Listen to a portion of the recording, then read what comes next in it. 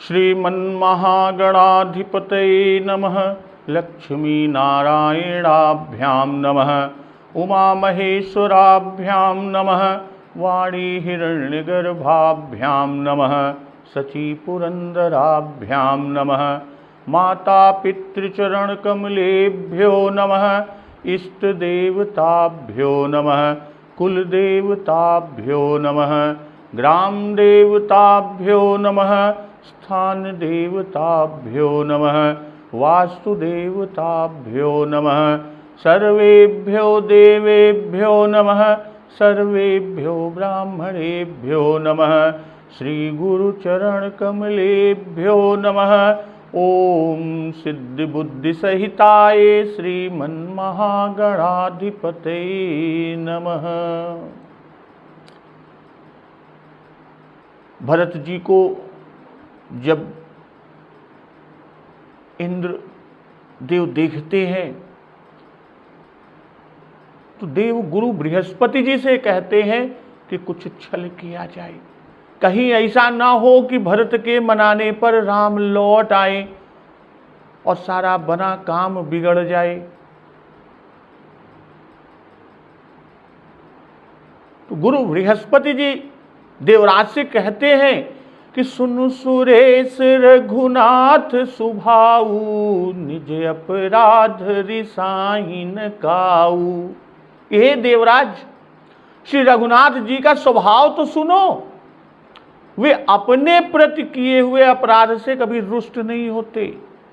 और होते किससे हैं कि जो अपराधु भगत कर करई, राम रोष पावक सो जरई। अपने प्रति किए हुए अपराध से कभी रुष्ट नहीं होते, पर जो कोई उनके भक्त का अपराध करता है वह श्री राम जी की क्रोधाग्नि में जल जाता है।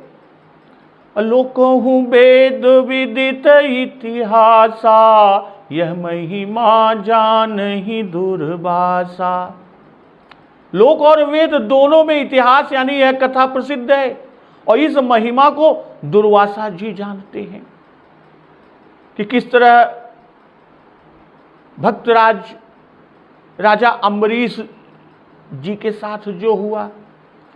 जब युधिष्ठिर जी के पास दुर्वासा जी जाते हैं तो किस तरह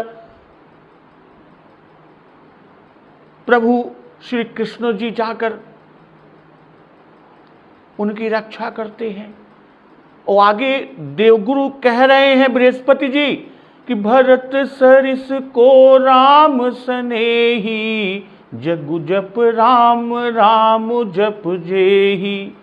ये सारा जगत तो प्रभु श्री राम जी को जपता है और वे श्री राम जी जिनको जपते हैं उन भरत जी के समान श्री रामचंद्र जी का प्रेमी कौन होगा।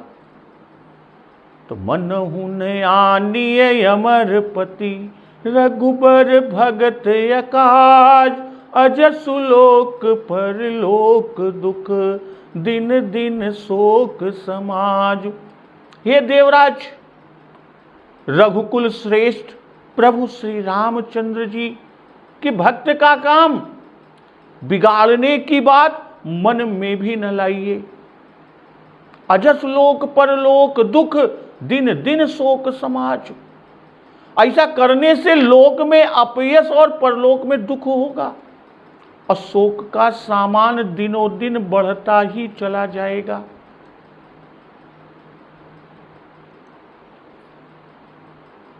आगे देवगुरु बृहस्पति जी कहते हैं कि सुन सुरेश उपदेशु हमारा, राम ही सेवक परम प्यारा। हे देवराज, हमारा उपदेश सुनो। भक्तवत्सल कृपालु प्रभु श्री राम जी को अपना सेवक परम प्रिय है। राम ही सेवक परम प्यारा, सेवक परम प्रिय है।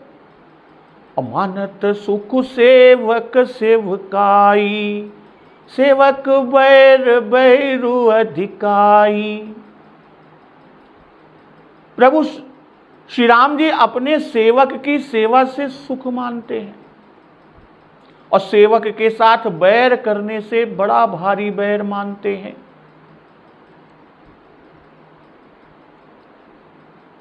मनहु नयानी अमर पति रघुबर भगत अकाज, अजस लोक पर लोक दुख दिन दिन शोक समाज। मन में ऐसा विचार उठने से ही इतना बुरा फल मिलता है। दुर्वासा जी का दृष्टांत दिया, उदाहरण। तो अकाज करने पर न जाने क्या दशा हो, दिन दिन शोक समाज, अर्थात शोकों की तादाद बढ़ती जाएगी। समाज सहित सांगोपांग शोक ही शोक होगा। कहने का भाव यहां कि लोक में भी लोग सीधे निश्चल मनुष्य को कहते हैं कि अमुक देवता बड़े देवता हैं, किसी को भी। और तुम तो अमर के पति हो, तुमको तो और भी निश्चल होना चाहिए। तुम जो करना चाहते हो वह तुम्हारे योग्य नहीं है।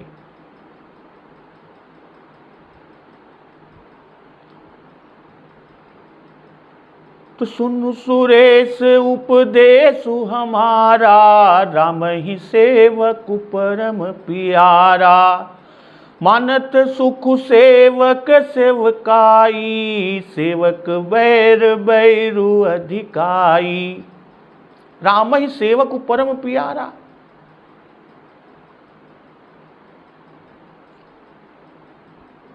जैसे कि पुण्य पुण्य सत्य कहूं तो ही पाही, मोहि सेवक सम प्रिय को नाही। और फिर एक जगह कि भगतिवंत यति नीच प्राणी, मोहि प्राण प्रिय यस मम जाबानी। मोहि प्राण प्रिय अस मम बानी। सर्व भाव भज कपट तजी, मोहि परम प्रिय सोई। यानी परम प्यारा का भाव कि प्रिय तो सभी है, देवता भी प्रिय हैं, पर सेवक परम प्यारा है। मानत सुख सेवक सेवकाई, अर्थात सेवक की कोई सेवा करे तो उसमें प्रभु सुख मानते हैं। सेवक सेवकाई जान जान कीस मानय, कानि सानुकूल सूल पानी नवय नाथ नाक को। देवी देव दानव दयावने भय जोरे, हाथ बापुरे बराक और राजा राणा राक को। और फिर आगे कहते हैं कि यद्यपि सम नहीं रागन रोसू, यद्यपि सम नहीं रागन रोसू, गहीन पाप पूर्ण गुण दोषु। यद्यपि प्रभु सम है, उनमें न राग है न द्वेष है, अर्थात न ममत्व प्रेम है न रोष ही है, न किसी का पाप पूर्ण गुण दोष ग्रहण करते हैं। तो फिर जगत का व्यवहार कैसे चल रहा? उसके लिए कहा कि संसार में कर्म को प्रधान, कि कर्म प्रधान वे स्व करि राखा, जो जस करई सो तस फल चाखा। इस संसार में कर्म को प्रधान कर रखा है, जो जैसा फल पाता है, जैसा करता है वैसा फल पाता है। फिर भी कि तदपि करहि सम विषम विहारा, भगत या भगत हृदय अनुसारा। ऐसा होने पर भी प्रभु भक्त और अभक्त के हृदय के अनुसार सम और विषम व्यवहार करते हैं। अर्थात जो अभक्त है एवं भक्त के विरोधी हैं, उनके साथ विषम विहार करते हैं। तो गहीन पाप पूर्ण गुण दोषु, प्रभु किसी का पाप या दोष नहीं ग्रहण करते। इसका अधिकार उन्होंने यमराज को दे रखा है। पुण्य और गुण नहीं ग्रहण करते, इनका अधिकार प्रभु ने ब्रह्मा जी को दे रखा है। प्रभु जीवों के कर्मों के अनुसार उसे दंड अथवा सुख देते हैं। निज कृत कर्म भोग सब भ्राता। और यही बात देवगुरु बृहस्पति जी आगे कहते भी हैं कि कर्म प्रधान विश्व करि राखा, जो जस करई सो तस फल चाखा। इसी से प्रभु पाप पुण्य से अलग सदा एक रस रहते हैं। श्री भर्तृहरि जी ने खूब कहा है कि ब्रह्मा येन कुलाल वन्यमितो ब्रह्मांड भांडोदरे विष्णुर्येन दशावतार ग्रहणो क्षिप्तो महासंकटे रुद्रो येन कपाल पाणिपुटको भिक्षाटनः कारितः सूर्यो भ्राम्यति नित्यमेक गगने तस्मै नमः कर्मणे। नीति शतक में अर्थात जिस कर्म ने ब्रह्मा को कुम्हार की तरह, ब्रह्मा जी को कुम्हार की तरह निरंतर ब्रह्मांड रचना में लगा रखा है, विष्णु जी को बारंबार 10 अवतार ग्रहण करने के संकट में डाल रखा है, और रुद्र को हाथ में कपाल पात्र लेकर भिक्षा के लिए फिराता है, और सूर्य को आकाश में नित्य भ्रमण के चक्र में डाला है, उस कर्म को प्रणाम है। गहन पाप पूर्ण गुण रोसु। भाई गीता में आत्मा के संबंध में भगवान ने ऐसा ही कहा है कि ना दत्ते कस्यचित् पापम न चैव सुकृतम विभु अज्ञानेन आवृतम ज्ञानम तेन मुह्यन्ति जन्तवः। यह विभु न तो किसी के पाप को ग्रहण करता है और न किसी के पुण्य को ही। अज्ञान से ज्ञान ढका हुआ है और उसी से जीव मोहित हो रहे हैं। ये जीव जो मोहित हो रहे हैं उसका कारण क्या है? अज्ञान से ज्ञान का ढका होना। और यह आत्मा किसी भी अपने संबंधियों के रूप में माने हुए पुत्र आदि के पाप को, दुख को ग्रहण नहीं करता, दूर नहीं करता, और न किसी भी प्रतिकूल रूप में माने हुए विरोधी पुरुष के सुकृत या सुख को ग्रहण करता है, क्योंकि यह विभु है, किसी एक ही देश से संबंध रखने वाला नहीं है। देवादि के शरीर रूप किसी एक स्थान में रहने वाला नहीं है, इसीलिए वह न किसी का संबंधी है और न किसी का विरोधी है। ये सब अनुकूल प्रतिकूल भाव वासना के ही रचे हुए हैं।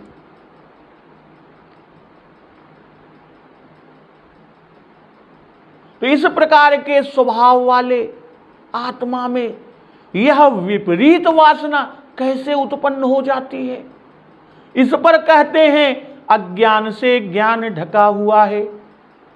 भाई ज्ञान के विरोधी पूर्व कर्मों के द्वारा अपने फलों का अनुभव कराने की योग्यता संपादन करने के लिए इसके ज्ञान को संकुचित कर दिया गया है, और उस ज्ञानावरण रूप कर्म से इसका देवादि शरीरों से संयोग और उनमें आत्माभिमान रूप मोह भी हो जाता है। उससे फिर जैसे ही आत्माभिमान रूप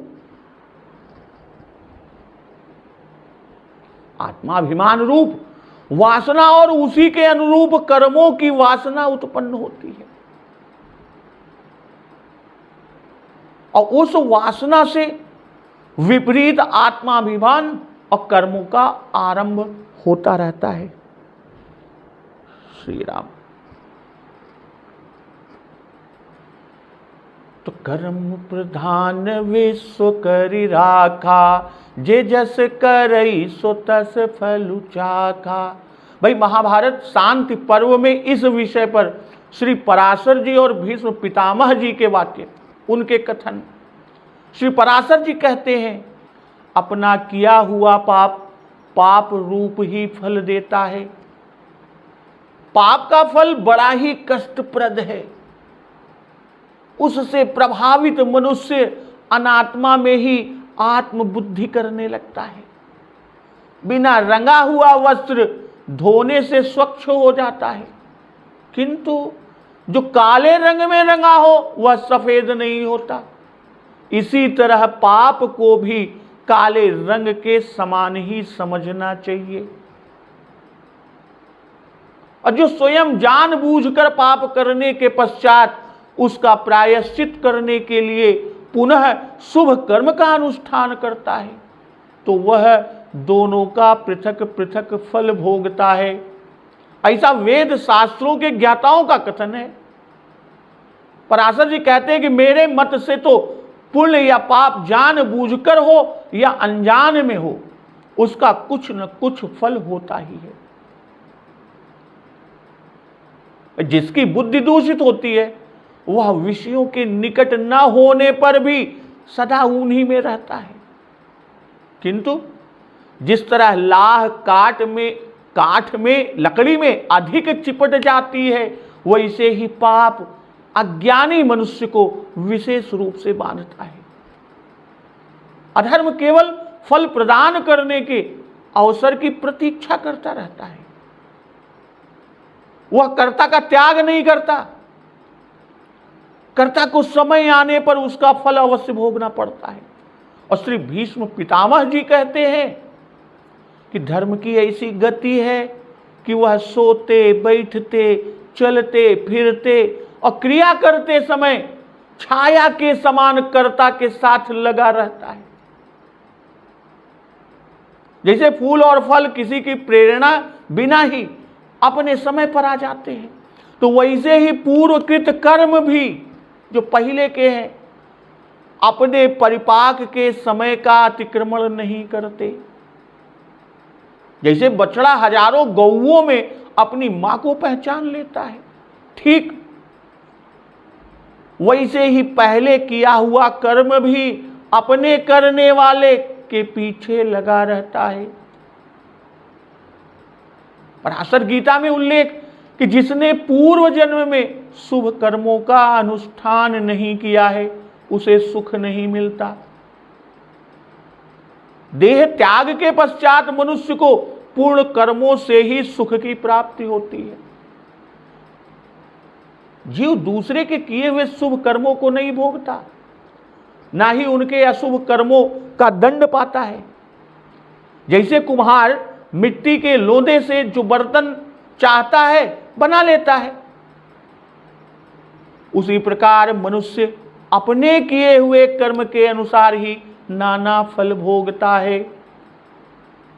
जिस तरह धूप और छाया दोनों एक दूसरे से मिले रहते हैं, ठीक वैसे ही कर्म और कर्ता भी एक दूसरे से संबद्ध होते हैं।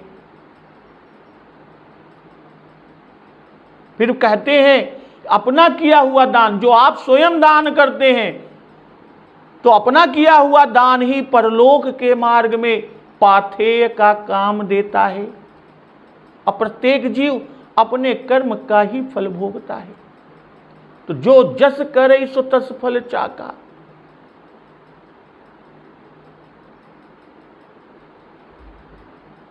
पूर्व जन्म के किए हुए कर्म जीव का अनुसरण करते हैं।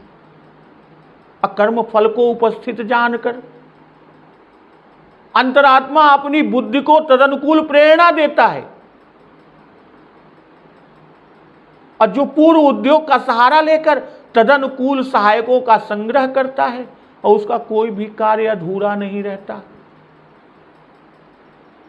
जीव जगत में जन्म लेकर, जो जीव है वह जगत में जन्म लेकर पूर्वकृत कर्मों का ही फल भोगता है। पूर्व जन्म में कुछ किए बिना यहां किसी को इष्ट या अनिष्ट की प्राप्ति नहीं होती। मनुष्य सोता हो या बैठा हो, चलता हो या विषय भोग में लगा हो, उसके शुभ अशुभ कर्म हर समय उसके साथ लगे रहते हैं। इसलिए बाबा गोस्वामी तुलसीदास जी लिख रहे हैं, कर्म प्रधान विश्व करि राखा। कर्म का फल पराधीन है।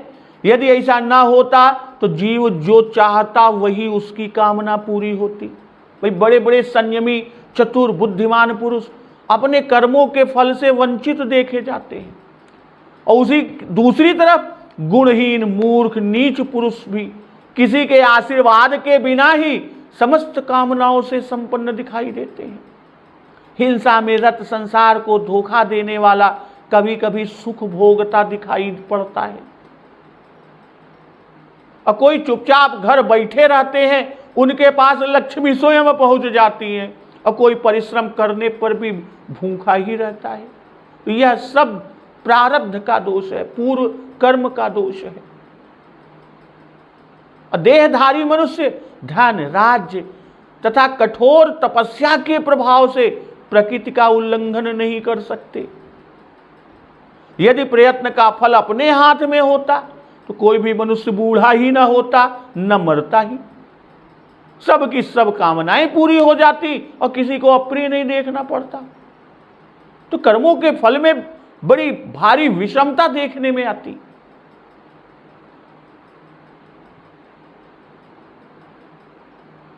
कि तदपि करहि सम विषम बिहारा, भगत या भगत हृदय अनुसारा। तो भगत अभगत हृदय अनुसारा, भाई भक्त और अभक्त समदर्शी मोहि कह सबको, असेवक प्रिय अनन्य गति सोऊ। भाई भक्त अनेक भावनाओं से प्रभु का स्मरण हृदय में करते हैं, उनके हृदय में सम है, और अभक्त शत्रु मानते हैं, इसलिए उनके हृदय में शत्रु बनकर विहार करते हैं। भाई एक तरफ भक्त प्रहलाद की रक्षा की और उधर हिरण्यकश्यप को मारा। इसीलिए कहते हैं कि तदपि करहि सम विषम बिहारा, भगत या भगत हृदय अनुसारा। गीता में उल्लेख है, ये यथा माम प्रपद्यन्ते तांस्तथैव भजाम्यहम्, न माम दुष्कृतिनो मूढ़ा प्रपद्यन्ते नराधमा, मायया पुहृतज्ञाना आसुरम भावम आश्रिता। भगवान स्वयं कह रहे हैं कि जो जिस भांति मेरे शरण आता है, जो जिस भांति मेरे शरण आता है, मैं उसी तरह से उसको भजता हूं। पापी, मूढ़, नराधम, माया से जिनके ज्ञान का अपहरण हो गया है, जो आसुर भाव में स्थित हैं, वे शरण में नहीं आते, तथा वे अपने और दूसरों के शरीर में स्थित मुझ ईश्वर से द्वेष रखते हैं। और उन द्वेष करने वाले क्रूर अशुभ नराधमों को मैं संसार में निरंतर आसुरी योनियों में डालता हूं। भाई अपराध सबसे हो पड़ता है, सबसे हो ही जाता है, उससे सरकार अप्रसन्न नहीं होते कि रहत न प्रभु चित चूक किए की, करत सुरत सय बार ही एकी। अभक्त तो दिन रात ही अपराध करता है, उसे अंत में आसुरी योनि में जाना है, और उसके अपराध विशेष पर क्रोध करने का कारण नहीं है। पर वह भी यदि भक्त का अपराध करे तो प्रभु नहीं सह सकते, सद्यः दंड देते हैं कि तौ लो न दापि दल्यो दस कंधर, जो लो विभीषण लात न मार्यो। फिर आगे के बता रहे हैं कि अगुण अलेप यमान एक रस, रामु सगुन भय भगत प्रेम बस। श्री राम जी निर्गुण यानी तीनों माइक गुणों से परे, गुणातीत और अव्यक्त, निर्लेप, अमान और एक रस हैं।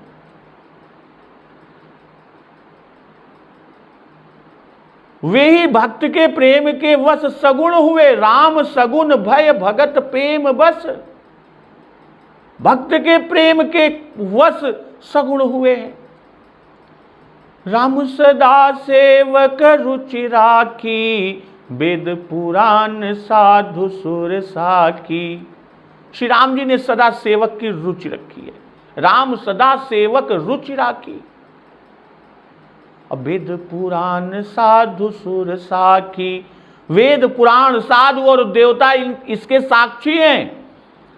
अस जिय जानि तजहु कुटिलाई, करहु भरत पद प्रीति सुहाई।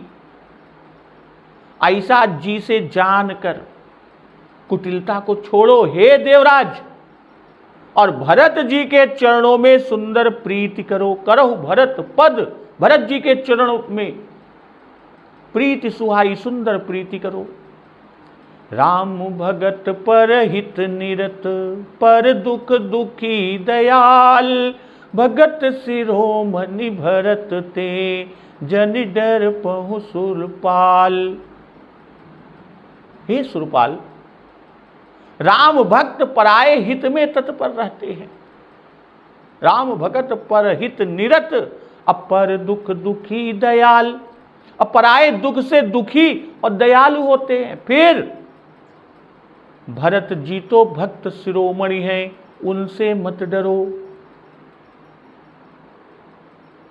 अगुन अलेप अमान एक रस, रामु सगुन भय भगत प्रेम बस। अगुण अलेप अमान एक रस, भाई भक्तों के प्रेमवश सगुण होते हैं। निर्गुण थे पर अवतीर्ण होकर सत्व रज तम तीनों गुणों का व्यवहार किया। दिव्य गुणों करुणा भक्त वत्सलता दया आदि को धारण किया। अलेप थे पर यहां आकर संबंध जोड़ा। माता पिता पुत्र भ्राता आदि हुए, यानी माया को धारण किया। माया मानुष रूपिणो रघुबरऊ। और अमान अर्थात अपरिमित परिमाण रहित इत्यता शून्य है कि माया गुण ज्ञानातीत यमाना वेद पुराण भनंता। और वही देश काल वस्तु परिमाण से रहित थे, सो वे देश काल आदि के परिमाण में आ गए। भाई कभी अवध में, कभी मिथिला में, कभी वन में ही कहे जाने लगे। सर्वव्यापक हैं, सो एक ठौर दिखाई देने लगे कि व्यापक ब्रह्म निरंजन, निर्गुण विगत विनोद, सो अज प्रेम भगति बस, कौशल्या के गुण। और अमान यानी अहंकार रहित। भाई भक्तों के लिए मत्स्य सूकर नृसिंह आदि रूप धारण करने में भी संकोच नहीं किए। एक रस है सो उन्होंने अनेक रस धारण किए। भाई वात्सल्य सख्य दास श्रृंगार शांत सभी रसों में विचरण किए। और फिर शत्रु मित्र सभी कुछ बने। और जनकपुर में नवो रस धारण किए। जिनके रही भावना जैसी, प्रभु मूर्ति देखी तिन्ह तैसी। यह क्यों? भक्त के प्रेम के अधीन है। जो नाच वह नचावे, यानी भक्त जिस तरह का नाच नचावे, प्रभु वही नाच नाचते हैं। जासु स्नेह सकोच, बस राम प्रगट भय आई। अब भगत प्रेम बस का भाव यहां पर कि भक्त का प्रभाव ऐसा है कि वह भगवान की प्रकृति यानी भगवान के स्वभाव को छुड़ा देती है। प्रेम ते प्रभु प्रगटई जिमि आगी।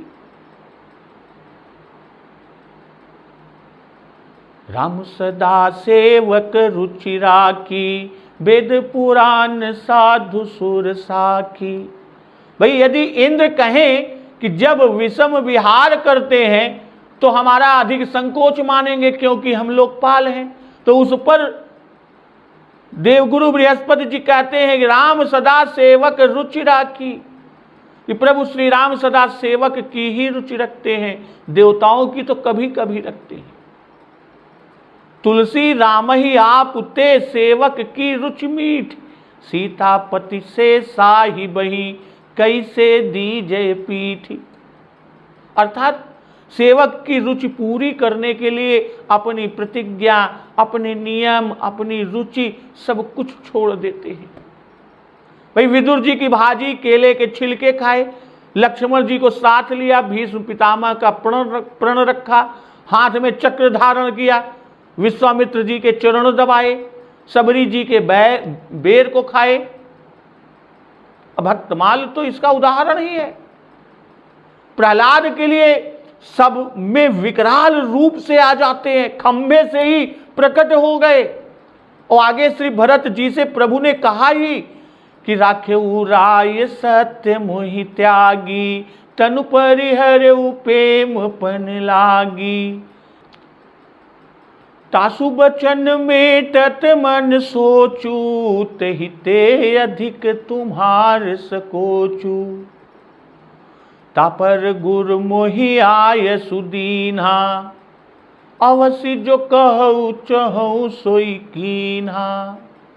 मनु प्रसन्न करि सकुच तजी, कहु करऊ सोई आज। तो इसी पर भरत जी ने कहा कि निजपन तज राख्यउ पनु मोरा, छोह सनेहु कीन्ह नहीं थोरा। तो सब साखी यानी इसके उदाहरण है, जगत में प्रसिद्ध है, सब जानते हैं, सभी साक्षी हैं। तो अस जिय जानि तजहु कुटिलाई, करहु भरत पद प्रीति सुहाई। सुहाई का भाव यह नहीं कि ऊपर से प्रीति दिखाओ और भीतर से विरोध, भीतर से पवित्र प्रीति करो। यदि वह कहे कि वे तो काम बिगाड़ने जाते हैं, हम प्रीति कैसे करें, तो उस पर कहते हैं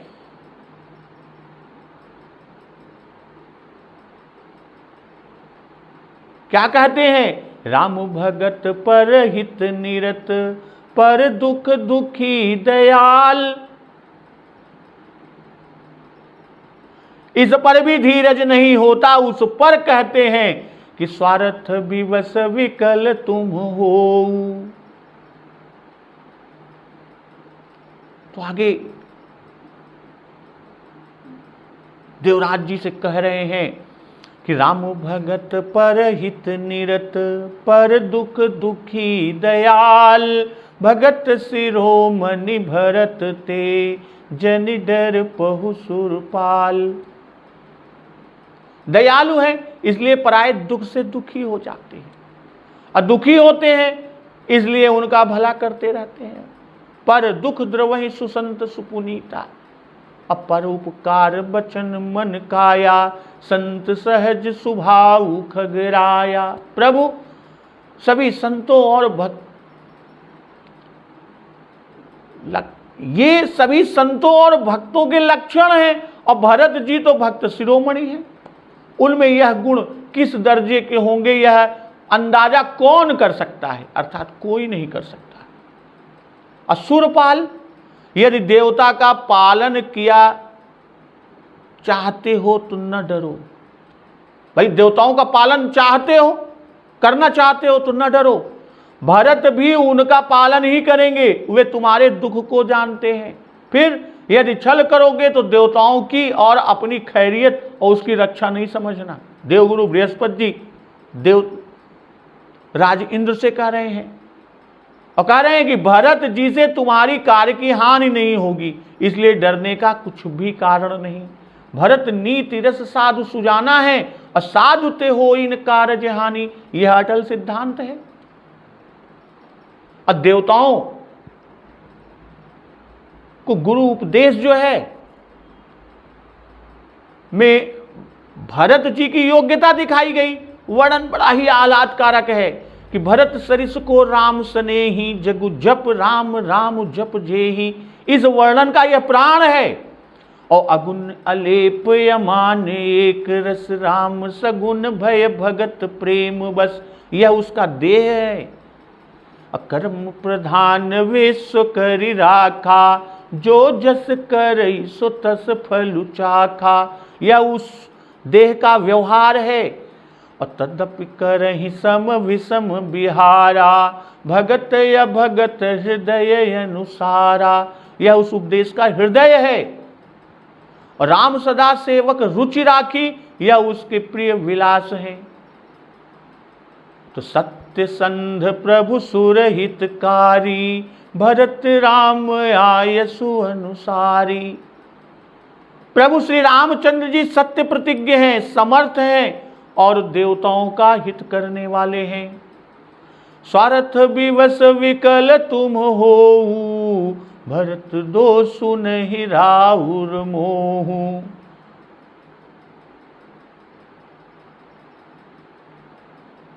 तुम स्वार्थ के विशेष वश होकर व्याकुल हो रहे हो। स्वार्थ विवश विकल तुम हो। देवगुरु बृहस्पति जी देवराज इंद्र जी से कह रहे हैं, और कहते हैं कि इसमें भरत जी का दोष नहीं, यह तुम्हारा मोह है, यह तुम्हारा अज्ञान है। सुन रघुबर सुर गुर बर बानी, सुन सुर गुर बर बानी, भा प्रमोद मन मिठी गलानी। देवगुरु बृहस्पति जी की श्रेष्ठ वाणी को सुनकर देव श्रेष्ठ इंद्र के मन में बड़ा आनंद हुआ और दुख और सारा सोच मिट गया। बरसि प्रसून हरसि सुर राऊ, लगे सराहन भरत सुभाऊ। देवगुरु बृहस्पति जी की वाणी को जब सुने, देवराज जी के मन का सारा दुख और सोच मिट गया, मन में आनंद का उमंग उठा। तब प्रसन्न होकर देवराज फूल बरसा बरसा कर भरत स्वभाव की प्रशंसा करने लगे। तो सत्य संध प्रभु सुर हितकारी, भरत राम आयसु अनुसारी। सत्य संध है, इसलिए हरिहं सकल भूमि गरुआई, निर्भय हो देव समुदायी। अपने इस वचन को अवश्य सत्य करेंगे।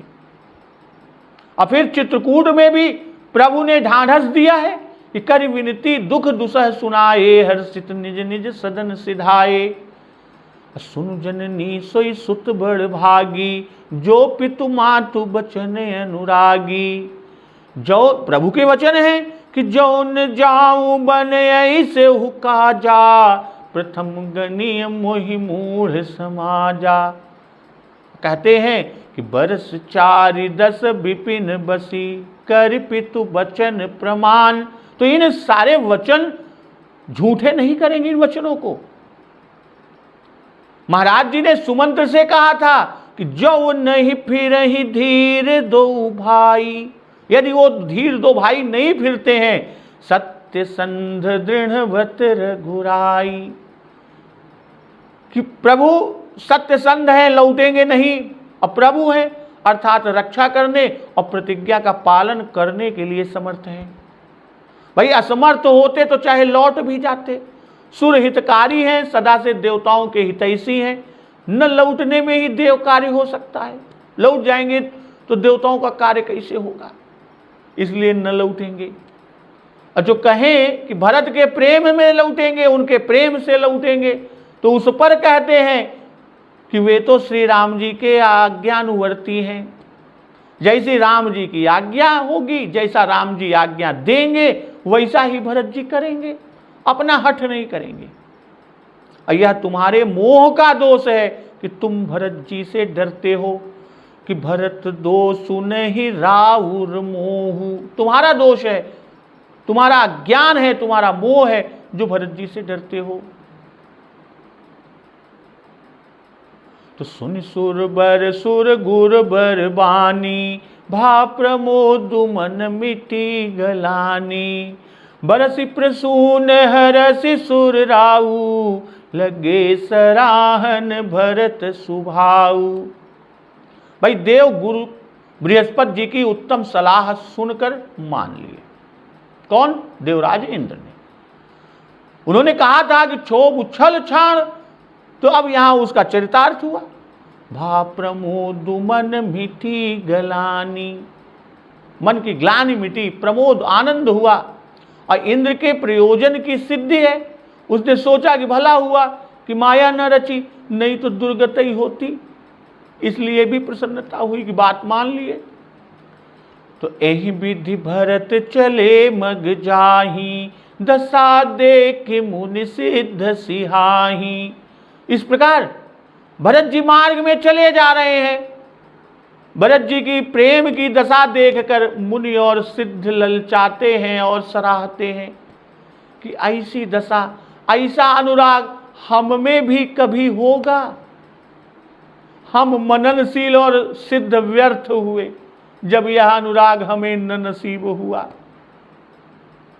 जब ही राम कहिले ही उसासा, उमगत प्रेम मनहु चहु पासा। जब भी जिसी समय वे राम कहकर ऊंची लंबी सांस लेते हैं, राम ऊंची लंबी सांस लेते हैं, तभी मानो चारों ओर आसपास प्रेम उमड़ पड़ता है। अद्रवहि बचन सुनि कुलिस पसाना, पुरजन पे मुन जाई बखाना। बीच में एक जगह निवास करके यमुना तट पर आए।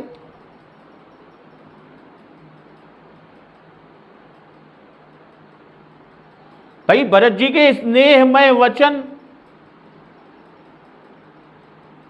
जब राम जी की लंबी नाम लेके वो लंबी ऊंची सांस लेते हैं,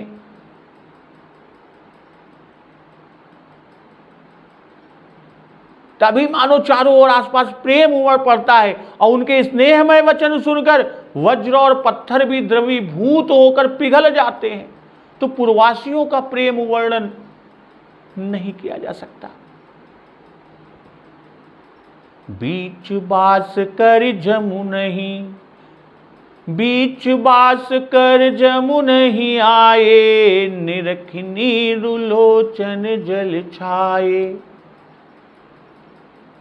एक जगह बीच में निवास करके यमुना तट पर आए और जल देखकर निरख नीरु लोचन जल छाए। जल देखकर नेत्रों में आंसू भर आए, अर्थात श्याम वर्ण जल देखने से श्याम वर्ण प्रभु का रूप भरत जी के ध्यान में आ गया। रघुबर बरन बिलो की बर, बारि समेत समाज, होत मगन बारिध विरह, चढ़े विवेक जहाज। श्री राम। श्री रघुनाथ जी के श्याम रंग का सुंदर जल देखकर, भाई यमुना जी का जल श्याम रंग है, गंगा जी के जल का रंग श्वेत था, उज्ज्वल था। तो यमुना जी के श्याम जल के रंग को देखकर रघुनाथ जी के श्याम रंग का रूप समझ में आता है। और जल देखकर, श्याम जल देखकर समाज सहित राम विरह समुद्र में भरत जी डूबते डूबते विवेक रूपी जहाज पर चढ़ गए। अर्थात विरह करुणा में बहुत विह्वल होने लगे थे।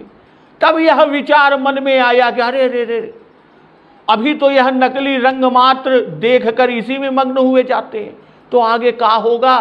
अभी तो राम दर्शन करना है, यही रुक जाना ठीक नहीं। तो यही विधि चले भरत जी, तो यही विधि भरत चले मग जाही, दशा देख मुनि से दसिहाही।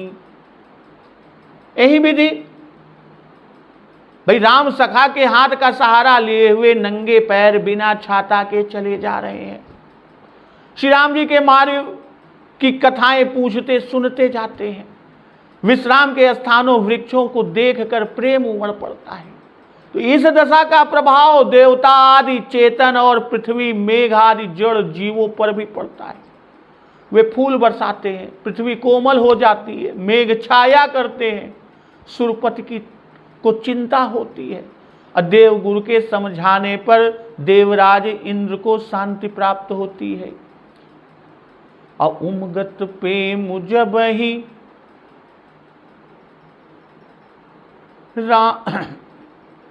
अब उमगत प्रेम की बात किया, जब ही राम कहले ही उसासा, उमगत प्रेम मनहु चहुपासा।